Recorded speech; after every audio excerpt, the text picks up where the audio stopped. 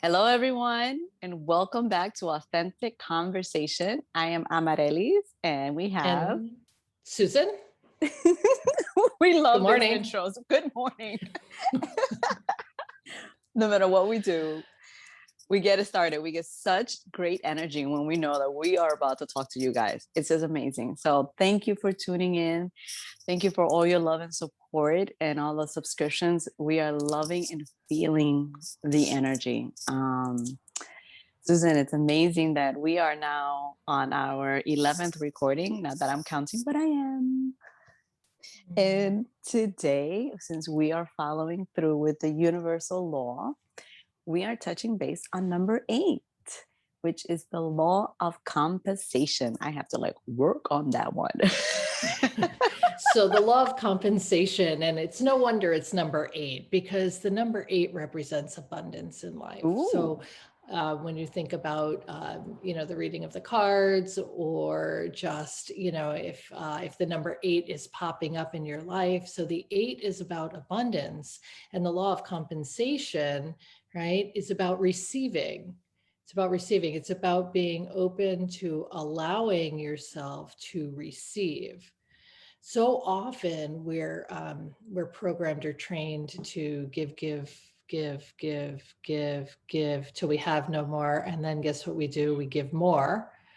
But the law of compensation, and it's not just money, it's energy, it's any sort of exchange. So money is an exchange or a compensation, but so is energy, and so is kindness and compassion. And so we're programmed to give. We're taught, programmed, call it whatever you want, Yeah. from a very young age to be the giver, not the receiver. But how do you refill? How do you put fuel in your tank? You have to be able to be open to receive in order to have something to give. Oh, wow. So, the law of Yeah. compensation, number Well, 8. number 8, and I love the fact that you mentioned number 8. And all of a sudden, what came into my mind is the shape of number 8. Also, Infinite. So it's the side of infinity. When you take the number 8 right. and you flip it to its side, it's the infinity number. So infinite abundance, and permission to be worthy enough to take compensation for your outputs, for your energy, for your offerings. And again, we could talk, basic money compensation. You do work, you offer a service, you offer someone something, they reciprocate by compensating you. Right.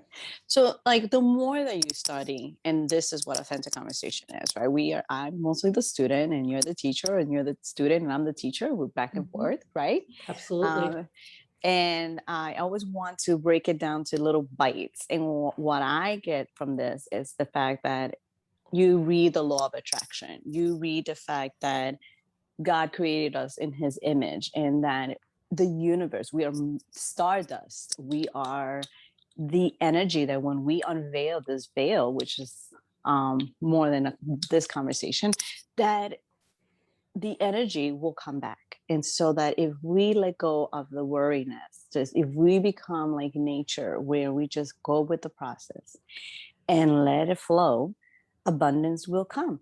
But we've been programmed, like you mentioned. We have been trained that no, no, no, no.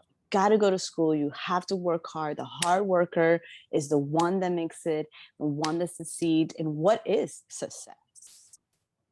Right. So all of this starts mumbling and jumbling, and we keep forgetting the beauty that we have. The fact that we are breathing and that we are part of source. Whatever that is for you, audience. Source could be God, source could be the universe, source could be Buddha, whatever that is for you. But you all know that there is some higher power that has you here. And you know that you're looking for this purpose. And we attach it to the human in us, that the purpose is a career, that the purpose is clocking in, right? Or the purpose is an outcome, it's a landing point. And so what's the landing point? I mean, we're not trying to land anywhere. We're continuing along our journey. I say this a lot, like, your outcome is fluid, it's a moving target. You move yourself in a direction thinking that you want to explore that, but not attaching to the outcome, because as you start to explore that, you start to notice other things that then shift your anticipated outcome, and then you start to move towards something else, and that shifts your anticipated outcome. So it's not, it's not a destination or or a landing point. It's just a movement in a direction, and we have to trust that when we're aligned with the direction we're moving in, it feels right, so we want more, so we continue in that direction. But it's not about getting somewhere. I want to go back just 1 second to Amaryllis. I want to add one piece, because, you're right. We talk about the programming, and we talk about, we're educated, we're taught to, this is somebody else's belief system that's been imposed upon us about what we should or should not do. The other thing that can interrupt the path is certainly trauma, some form of trauma. So it's not just that we're programmed. Sometimes our responses or reactions are fear-based because of an experience that we had that, left us feeling hurt or devalued. And, we have to work through those trauma pieces as well. So we have to deprogram or reprogram and heal our wounds. And that's a lot to ask. But just simply having the awareness of the programming and the awareness that we've had experiences that have altered or closed us or, removed us from our authentic self in the name of protection, not labeling it bad, not saying, that we have to be stuck in it forever, but just the awareness that we've had these things, that these are the things that have occurred. And so, these are the challenges or the obstacles on the path. And that's exactly what we want to see. So many times we close our eyes to the challenges and obstacles because we're ashamed of them or afraid of them or hurt by them. But if we can just see and acknowledge and recognize the obstacles, then we become okay with that. We're able to move forward beyond that. We can, incorporate that as part of our path and trust that that is offering us something that we need, for our future self. Compensation. Well, where do we get? We started with compensation. But what you're saying, and you mentioned also, I want to go back to trust. And we're talking about reprogramming, knowing and trusting that even when things are hard, and I know that a lot of people will attach this to money, right? But the compensation of love, the compensation of valuing yourself, giving yourself value, the compensation of loving yourself and accepting who you are. I mean, for me, even this morning, as I looked in the mirror and I saw my hair, I had to tell myself multiple times, I'm not going to pick it up. I'm not going to change it. I'm going to love it. And I'll put on some conditioner and I'm going to put it. Oh, it's so dry. Oh my God, now I'm getting gray hairs. It's so big. And I can hear the word pajon. And that for me as a Dominican is Afro. And where I come from in my family, my journey, my hair has been a big thing that I've had to approve myself of, because I'm the only one that has big hair. Everyone loves it, curly hair. Oh my God, it's so cool. Meanwhile, in my journey, put yourself in other people's shoes, I've had to continuously love myself for who I am and what I have, which so some is a gift. And to me, it's been a pain to not have what others have, not to have the silk straight hair, to just continue to love myself, that my hair is big and that it's beautiful. Yeah. Well, so I'll give you this in the 80s, right? So me pin straight, this is it. Like, wake up in the morning, wash it, run a brush through it, and it doesn't change. So no matter what I did, it didn't change. So in those big hair 80s, honey, I had, perms and waves and, I wanted your hair in the 80s. And, it's so true. We see value in things that, others have or experience, but we have a really hard time seeing the value in our own, the value in ourselves. I had a great thought and I'm going to come back to it because it's going to come back to me, but it was just, when you were talking, just about the about the self-love, right, about the caring for oneself, about the finding who you are and trusting who you are. The value that you attach to yourself is directly correlated to the value that you allow others to give you, to place on you, which again comes back to compensation. If we don't feel valued, then we're not attracting the right people or opportunities to show us or to be validated or to show us our worth. And even the value, you mentioned something about filling your cup. And I just right away remember also when I'm part of this beautiful book club that is a mom support group, because you think that you become a mom and then it's like amazing, but it doesn't come with a manual. And all of a sudden you lose yourself. You're giving love to this baby, no sleep.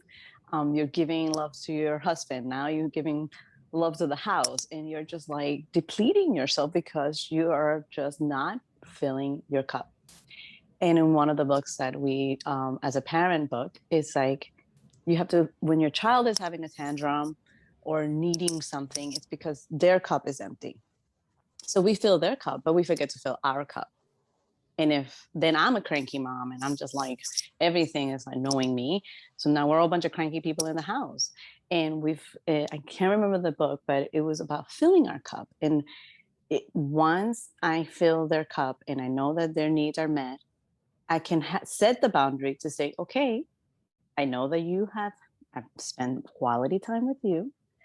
Now I need quality time for myself, because as a mom or as a parent, because if you are a father and you're by yourself, you feel guilty to give yourself back the value, to have this quality time so that you fill your cup, so that you can fill the cup again. And let's take that two steps further. The next step I want to take it to, for those of you who are listening who are not parents, it's relationships, right? It Okay. works the Yeah. same. It works the same with relationships. If you are the giver and you are not receiving, then it is a off balance or one-sided relationship. And the next level is if you have aging parents, right? It's so important to give, create a boundary, take care of yourself so that you have what they need when they need it, not 24/7, not 24/7. The more we give, right, also the more we enable. So, Mm-hmm. sometimes it's okay to be in the struggle or to want something. It's part of the journey. So, the immediacy factor, is also something, obviously, there's urgent care type things, but then there's things that can wait, and sometimes there's beauty in the pause or in the wait or in the anticipation of something. Okay, Susan. So tell me a story about yourself, because I think our testimonies is what helps our audience, because people can listen to us and then they're like, oh my God, they're making this so easy. Yeah, okay, whatever. I mean, like for me, one quick story that I remember about compensation, and of course, monetary always comes up. I remember being in LA and I'm about to get on the bus, and I can't remember everything. But all I can remember is the fact that for some reason, I'm like, my bank is at negative. I think I went to the bank to like close it so that it can resolve, and I'm like, there's just, I mean, I'm like about to just penny to penny. I'm standing on this bus stop. And for some reason, I don't know why I'm standing on this bus stop and I don't have money to get on the bus. Or like if the money that I'm about to pay on the bus is like my last bit.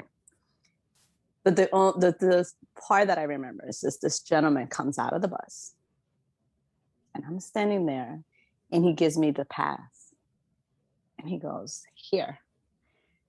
And I know this is just a bus ride. But the fact that it came at this time, that this person, I'm not the only one on the bus stop. And he hands me this ticket and he goes, you can use this to get on the bus.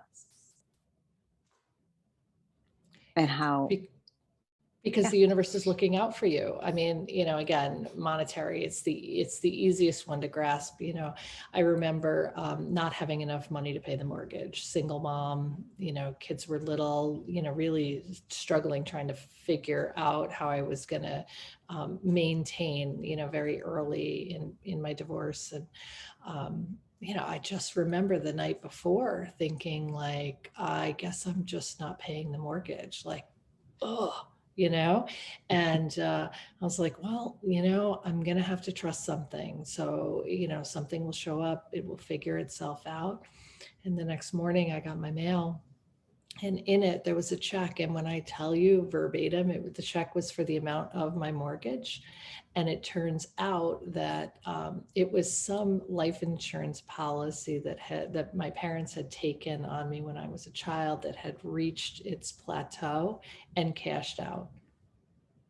I opened that check. I literally was so that was really, that was part of the point where it was just so confirming that, if you allow it, if you pay attention to it, if you notice, if you don't get caught up in the frenzy and miss the moment, the right things and the right people will show up at the right time.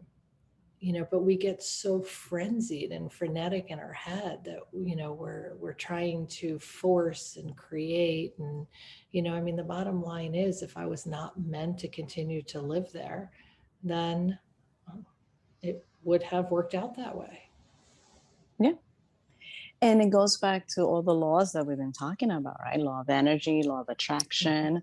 And there's the next ones that are coming up, working on our shadows, working on that pain. Like, why, what is this compensation? Why do you have this need to be valued? Why, if you're in a relationship and you're the giver, whether it's a friendship relationship, a husband and wife relationship, relationships in general, you know, Parent-child relationship, parent-child yes. relationship, because you think you're the parent and now all of a sudden you realize that this is another human being just like you who's going to make their own choices, and you have to let them learn because their journey is set up.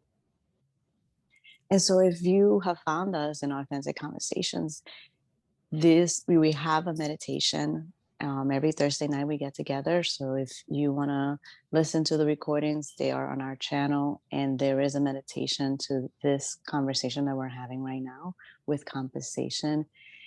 Susan's meditations are beautiful because she allows you to guides you to just go back to your breath,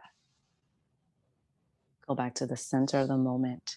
And no matter how hard you think you're having right now, how hard you're thinking, it's like when we start going with the why is this happening to me? Why is this happening to me? Slow down. Yeah. Try to write down what is the most amazing, what's happening right now at this moment that you Why can be grateful is for. Yes, why is this happening for me? what Yes. in this what in this experience can I glean as for me? I know that a lot of times things feel hard and heavy, but in the hard and heavy, and we're going to talk about this in future, in the hard and heavy, right, there's always the balance of the opposite. So there is light and airy in hard and heavy. So if you can just shift your perspective, maybe you can see Yeah. something a little bit different. And when you feel alone, then you have us, our channel, and then there's multiple channels. this beauty of the world that we're living in, where you can click a subject and again, faith, God, the universe will bring that one video that you need to hear. There's a message here, and we are our goal in this channel is to have, it's just one little stardust that will, like a seed that gets planted, and you hear it. Our job is done That's because right. we're If all it takes is one person to see one thing differently, and the world becomes a different place. So, yeah, working on it, one seedling at a time, one stardust at a time, one grain of sand in the moment. So, well, yeah. thank you, Amaryllis. Always a pleasure. Thank you, Always a Susan. pleasure. Thank you guys for tuning in. We really appreciate it. Want to let you know that we are going to also have this on a podcast. We will love your support once it's up and running. So please stay tuned. We will let you know when that's up in the air, just in case you want to listen to it while you're walking, or it's a little bit better for you. So yes, we are moving Authentic Conversation to a podcast. So thank you, everyone. Thank you. Take care. Have a great day. Bye. Bye.